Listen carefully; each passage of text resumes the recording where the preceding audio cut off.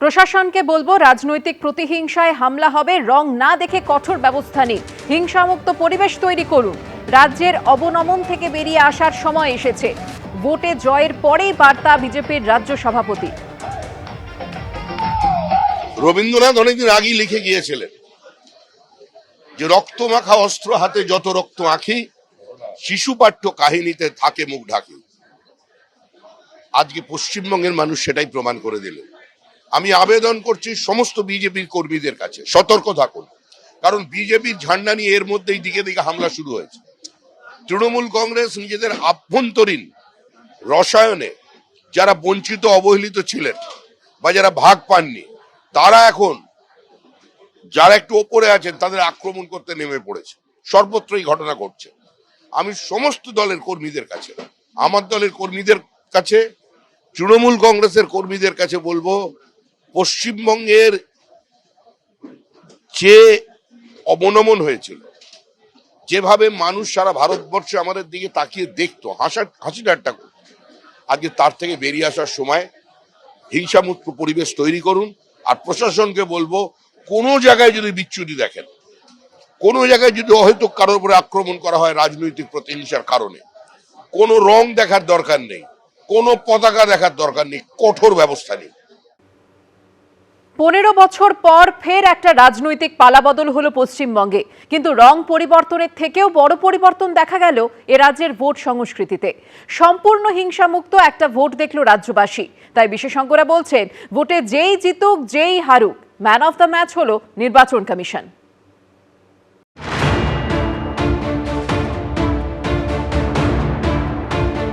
শান্তির ভোট, সুশাসনের পক্ষের রায়।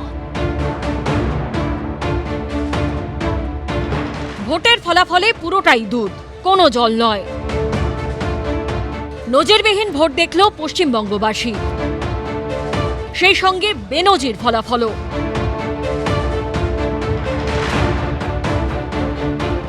बंगाल के ये चुनाव एक और वजह से बहुत खास रहे हैं। आप याद कीजिए, बंगाल चुनाव के समय कैसी खबरें आती थी। हिंसा, डर और निर्दोष लोगों की मौतें। लेकिन इस बार पूरे देश ने एक नई खबर सुनी। पश्चिम बंगाल में शांतिपूर्ण मतदान हुआ। पहली बार ऐसा हुआ कि चुनावी हिंसा में एक भी निर्दोष नागरिक की जान नहीं गई। लोकतंत्र के इस महापर्व में बंदूक की आवाज नहीं, जनता जनार्दन की आवाज गूंजी। पहली बार डर नहीं, लोकतंत्र जीता है। 1972 সালে রাজ্যে সিদ্ধার্থ শঙ্কর রায়ের সরকার ছিল। কেন্দ্রেও তখন কংগ্রেসের সরকার, সেই অর্থে ডাবল ইঞ্জিন সরকার। সেই শেষ। তারপর কেন্দ্রে এক দলের সরকার থেকেছে, রাজ্যে অন্য দলের। সেই রেওয়াজের অবসান ঘটল। এবার কেন্দ্রেও বিজেপির জোটের সরকার, রাজ্যেও বিজেপি জোটের সরকার।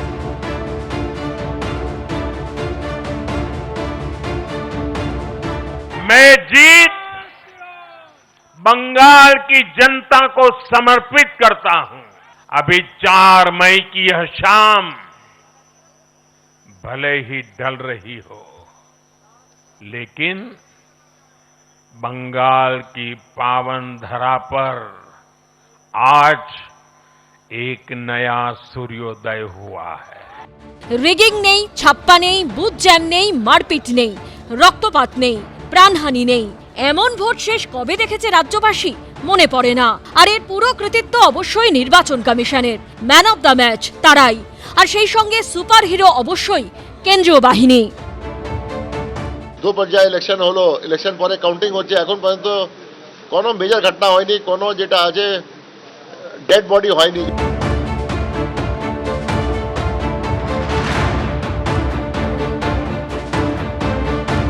গেরুয়া ঝড়ে উড়ে গেল ঘাসফুল। ইলেকশন কমিশন অফ ইন্ডিয়া আজকে man of the match. Election কমিশনের এই ধরনের নিরপেক্ষ ভূমিকা যদি না থাকতো তাহলে মানুষ ভোট দিতে এইভাবে এগিয়ে আসতে পারতো না। ভয় ভেঙে এগিয়ে যাওয়ার একটা বার্তা কমিশন দিয়েছিল, মানুষ তাকে যথাযথভাবে সুযোগ গ্রহণ করেছে। আজকে কিন্তু না সিপিএম, না বিজেপি, না আইএসএফ, না কংগ্রেস কেউ কিন্তু অভিযোগ করেনি যে ইলেকশন কমিশন পক্ষপাতিত্ব দোষে দুষ্ট, এক্সেপ্ট তৃণমূল যারা আজকে হেরেছে। 26-এর বিধানসভা ভোট যে এবার অন্যরকম হতে চলেছে তার ইঙ্গিত মিলেছিল আগেই। শুরুতেই কড়া বার্তা দিয়েছিল নির্বাচন কমিশন। चुनाव आयोग पश्चिम बंगाल में हिंसा रहित और दबाव रहित चुनाव कराने के लिए कटिबद्ध है। বারবার নির্বাচন কমিশন স্পষ্ট করে দিয়েছিল অবাধ ও শান্তিপূর্ণ ভোট করাতে বদ্ধপরিকর তারা। राजनीतिक हिंसा और चुनाव को प्रभावित करने वाले कोई भी इंड्यूसमेंट को चुनाव आयोग बर्दाश्त नहीं करेगा। একদিকে স্বচ্ছ ভোটার তালিকা, পক্ষপাত মুক্ত পুলিশ ও প্রশাসন, আর অন্যদিকে বিপুল সংখ্যায় কেন্দ্রীয় বাহিনী মোতায়েন। এই তিনের মিশেলেই আস্থা ফিরে আসে ভোটারদের, যার ফলও মেলে হাতে নাতে।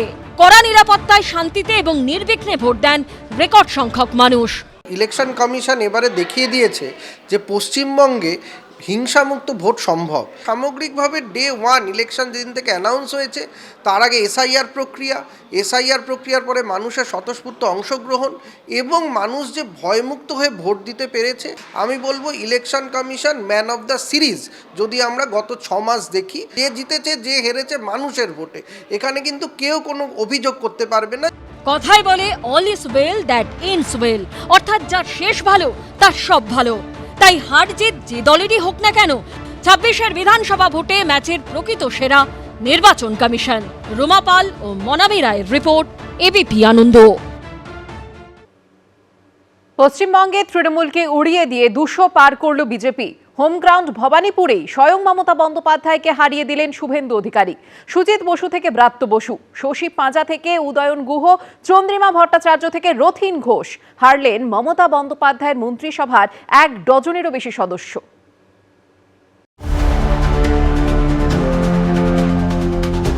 পদ্মঝড়ে ছারখার হয়ে গেল জোড়া ফুলের বাগান। তৃণমূলের থেকে মুখ ফেরালো পাহাড় জঙ্গল থেকে কলকাতা সহ দক্ষিণবঙ্গ। তৃণমূলকে উড়িয়ে দিয়ে 200 পার করল বিজেপি। দর্প চূর্ণ করে তৃণমূলকে 100-র নিচে নামিয়ে আনল পশ্চিমবঙ্গের মানুষ। হারলেন স্বয়ং মমতা বন্দ্যোপাধ্যায়। এবার তার হোম গ্রাউন্ড ভবানীপুরেই তাকে হারিয়ে দিলেন শুভেন্দু অধিকারী। ये जीत हिंदुत्व का जीत है, ये जीत बंगाल का जीत है, ये जीत नरेंद्र मोदी जी का जीत है। হেরে গেলেন মমতা বন্দ্যোপাধ্যায়ের মন্ত্রিসভার 1 ডজনেরও বেশি সদস্য। মন্ত্রী থেকে প্রতিমন্ত্রী কার্যত পর্যদস্ত হলেন অনেকেই। তৃণমূলের নাম দেখানোর পর থেকে সুজিত বসুর অপরাজিত দৌড় থামালেন বিজেপির শারদ মুখোপাধ্যায়। 2011-তে সিপিএমের হেভিওয়েট মন্ত্রী গৌতম দেবকে হারিয়ে বিধানসভায় ঢুকেছিলেন ব্রাত্য বসু। এবার হারলেন তিনিও। হারলেন শ্যামপুকুরে 3 বারের বিধায়ক শশী পাঁজা এবং টালিগঞ্জের 4 বারের বিধায়ক অরূপ বিশ্বাস।